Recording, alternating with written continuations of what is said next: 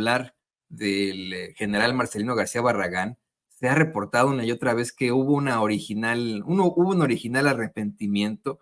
Recuerdo una mañanera durante el sexenio del ahora expresidente Andrés Manuel López Obrador, en la que el presidente contaba que se planteaba que por ahí que después de la masacre del 68 llegó incluso a ir el general Marcelino García Barragán a casa del general Cárdenas, a quien pues acudían muchas personas a pedir consejo, a pedir pues vamos de alguna otra forma algún tipo de acercamiento entre problemáticas de esta naturaleza.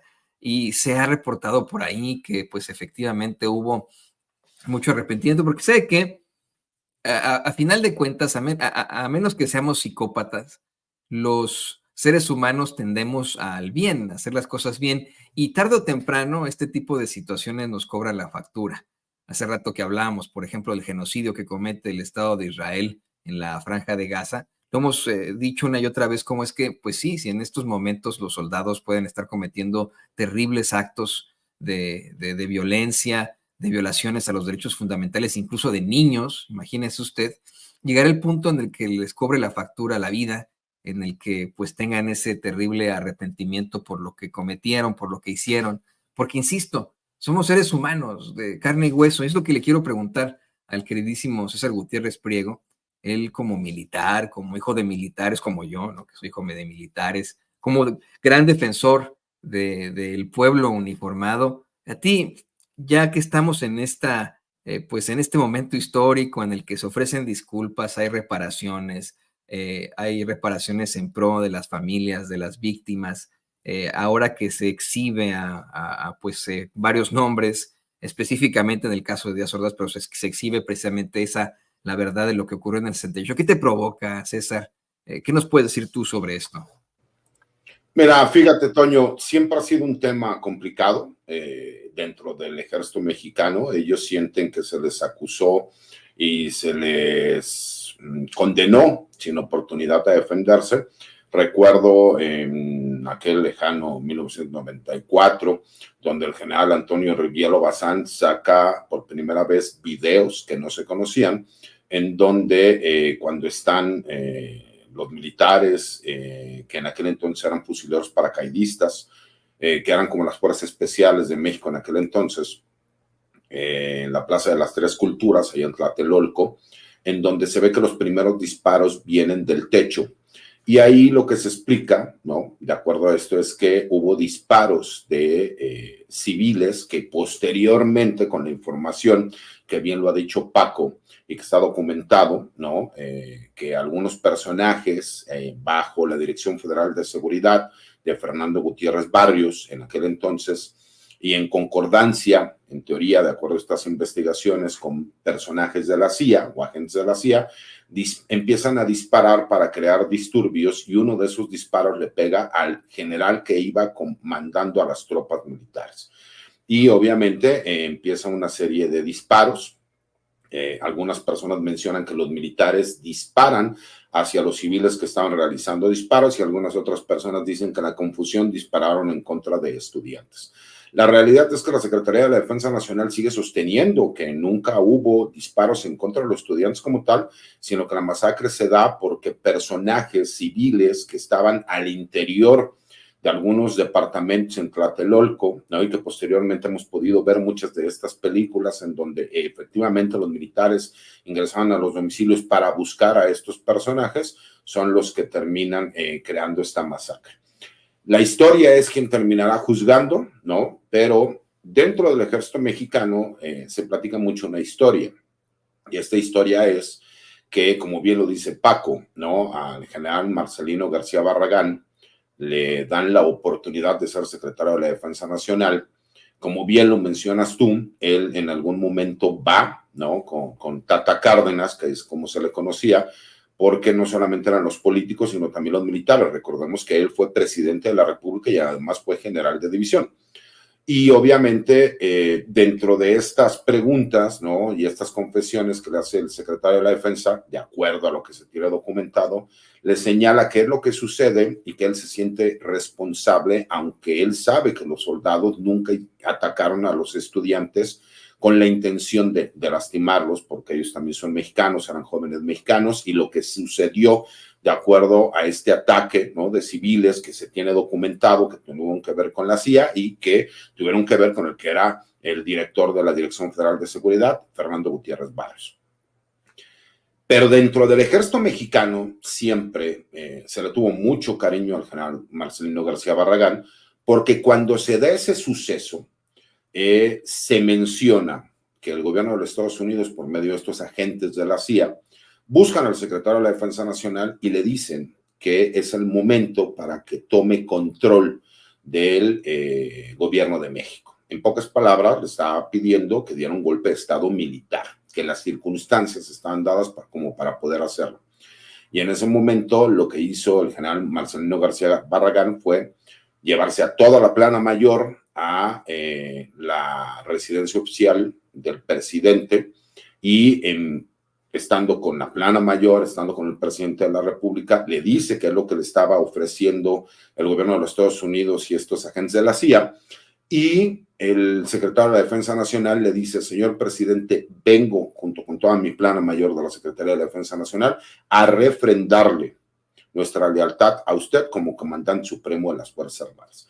Y ese es un hito, ¿no?, que realmente quedó durante años. No sé si es cierto, los que estuvieron presentes en algún momento así lo declararon o fue publicado a diferentes medios o a diferentes periodistas, y se creó, ¿no?, una leyenda a favor del general Marcelino García Barragán, porque obviamente la lealtad de los soldados mexicanos siempre van a ser al comandante supremo, ¿no?, en turno, y de alguna forma él terminó asumiendo muchas de estas culpas que a lo largo de los años se le vio como de forma estoica el haber puesto la espalda para que fuera él el acusado responsable, cuando a consideración de las personas que estuvieron alrededor de este movimiento, pues consideraban que no fue una orden que haya realizado quien era el secretario de la Defensa Nacional. Y obviamente, bueno, pues con los años nos hemos ido enterando de mucha de esta información. Hay una serie que me parece que la gente que le interesa el tema, que podría llamarles la atención, que se llama Un extraño enemigo. Y esa serie sale en Amazon Prime. Si tienen la oportunidad, véanla. Son 2 temporadas. Es muy buena. Habla de mezcla hechos, ¿no?, reales con un poco de ficción para poderle dar trama a la serie, pero te explica muchos de los puntos y de la perversidad de los mismos políticos para buscar conseguir objetivos, ¿no? Y ese poder desmesurado que existía en algunos jefes policíacos desde hace muchos años. García Luna no fue el primero, y como lo dice Paco, yo lo he mencionado muchas veces, hablan de militarización. Nada más chequemos los sexenios anteriores. Yo los puedo poner como ejemplo el del 94, que a mí me tocó vivirlo en carne propia, ¿no? ¿Quién era el jefe de la policía de la Ciudad de México? Un general de división en el activo. ¿Quién era el director de la extinta Policía Judicial Federal? Pues era un general de brigada en el activo. ¿Quién era el director de la policía de aduanas? Un general brigadier en el activo. ¿Quién era el comisionado del Instituto Nacional de Combate a las Drogas, antidrogas? Mi padre, un general de división, estando en el activo. Entonces te puedo hablar de que para todos aquellos que hablan de militarización, pues la realidad es que la militarización sí la vivimos durante décadas en este país. Lo que pasa es que nadie se atrevía a salir a decir algo, porque hoy vemos a personajes como Joaquín López Dóriga, que sale a decir al presidente López Obrador que él ni perdón ni olvido.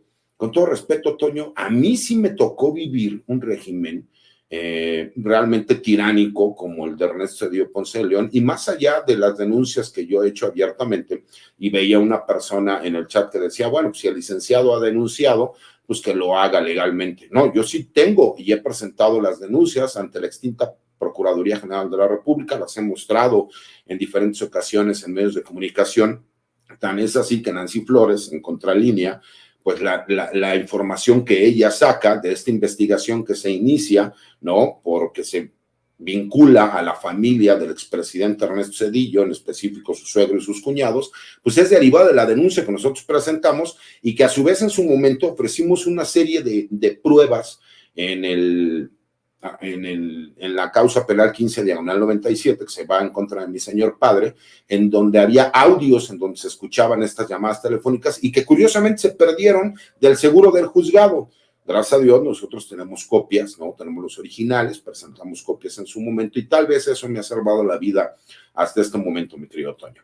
Pero que cómo puede ser la perversidad de un personaje como López Dóriga que viene a hablar del daño que le han causado a su familia. Mira, Toño, yo te lo puedo decir personalmente, yo vi cómo era Joaquín López Dóriga, lo lambiscón que era. Él pensaba que mi padre iba a ser secretario de la Defensa Nacional. A mi padre le cuesta terminar en la cárcel no haber sido secretario de la Defensa Nacional.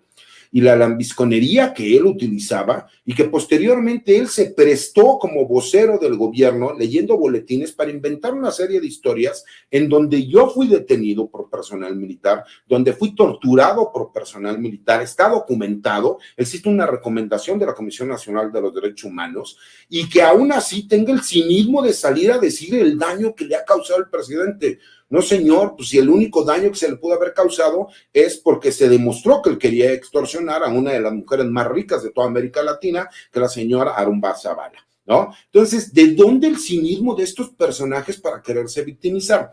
Me parece que es lo importante de medios alternativos como Sin Censura, el cual yo les agradezco y le agradezco también a Vicente Serrano, y que yo lo decía en el chat que tenemos nosotros de forma interna, todas las personas que nos ha dado visibilidad el estar en Sin Censura y que vean a dónde han llegado, qué es lo que han alcanzado, y que todo eso se pudo gracias a que Vicente Serrano, con un celular en la mano y un par de huevos, perdón por la palabra, ha conseguido, ¿no?, el reconocimiento al grado de que hoy la presidenta de México reconoció a Sin Censura para cuando le da la palabra y pudiera hacer una pregunta. Entonces, me parece que son tiempos emocionantes, mi querido Toño. Yo traje sentimientos encontrados con el término de la presidencia de Manuel López Obrador, y la verdad es que tengo expectativas muy altas para el inicio del sexenio de la doctora Claudia Sheinbaum.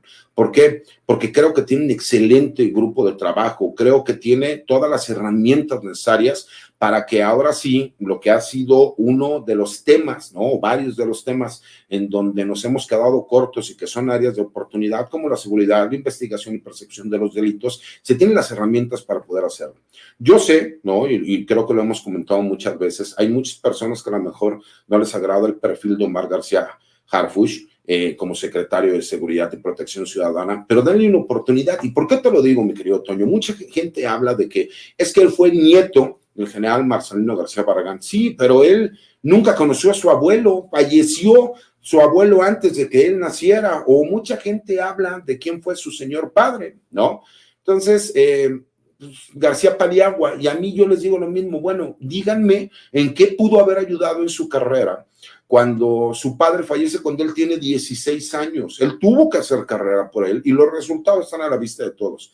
Y por lo menos hay que dar el beneficio de la duda. ¿Por qué? Porque yo confío en la doctora Claudia Sheinbaum, independientemente de la amistad personal que yo tenga con García Harfuch. Creo que sí es una persona adecuada para realizar el trabajo que se necesita. Tengo mucha confianza en el general secretario de la Defensa Nacional, Ricardo Trevilla Trejo, y tengo mucha confianza en el almirante secretario, los cuales creo que van a hacer un muy buen trabajo. Esperemos que ahora sí la Fiscalía General de la República se ponga a trabajar, y si no, de lo contrario, veremos que próximamente la renuncia del fiscal general Gertz Manero. ¿Por qué? Porque necesitamos gente que venga a dar soluciones y no problemas. Y pues me imagino, mi querido Toño, que al igual que Paco, son temas que me apasionan mucho, pero que no quiero quitarles tan poco tiempo. Sí, les agradezco la oportunidad de poder estar platicando aquí con ustedes, todas las personas que nos ven. No, son temas muy interesantes que al contrario, la gente está comentando en nuestros chats, querido César. Esa es la realidad de Sin Censura, y qué bueno que pueda seguir aquí. Es más, ya para cerrar,